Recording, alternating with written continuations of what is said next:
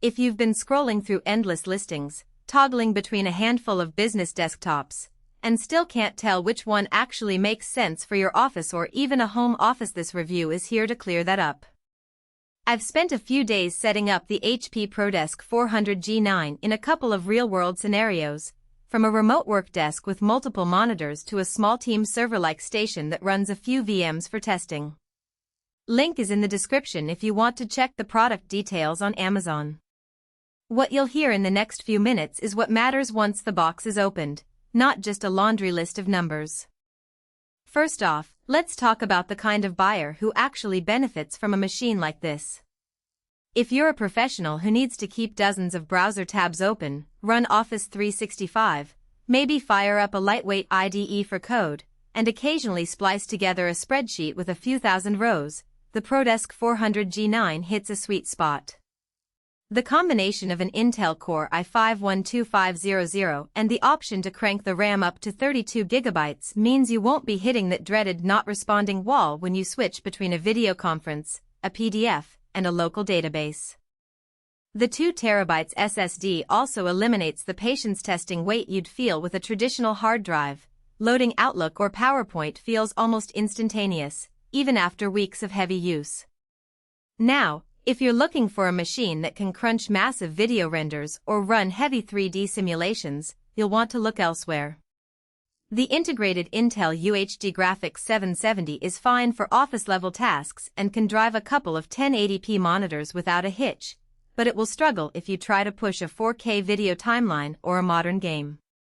In other words, the ProDesk is built for productivity, not for creative heavy workloads.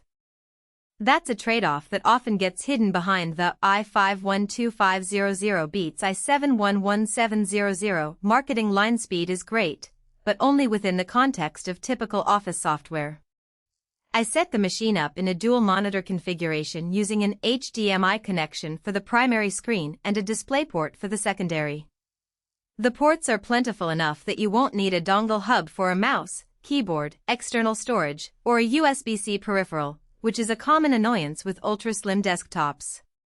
The built-in Wi-Fi 6 and Bluetooth combo also saved me a dongle, and the RJ45 Ethernet port gave me a rock-solid wired connection for video calls, something my home office network values highly.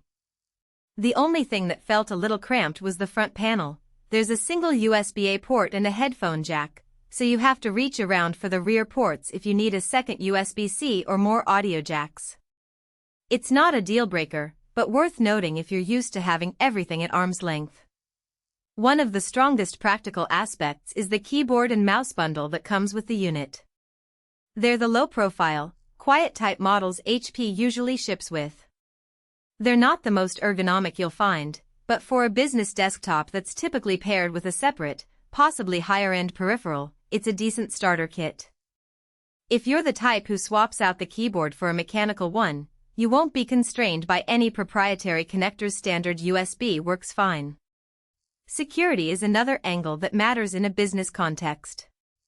The ProDesk line includes a TPM 2.0 chip, which means you can enable BitLocker encryption without extra hardware.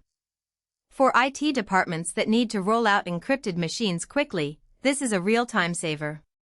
The machine also supports HP's manageability integration, so remote provisioning and policy enforcement are possible, though you'd need the appropriate HP tools to take full advantage. If you're a solo entrepreneur, you may never touch those features, but the underlying hardware is there if you ever scale. On the downside, the tower's small form factor SFF means limited expandability.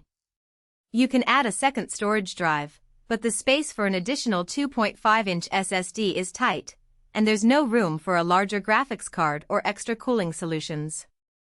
If you anticipate needing to upgrade the GPU in a few years, the ProDesk isn't the best platform.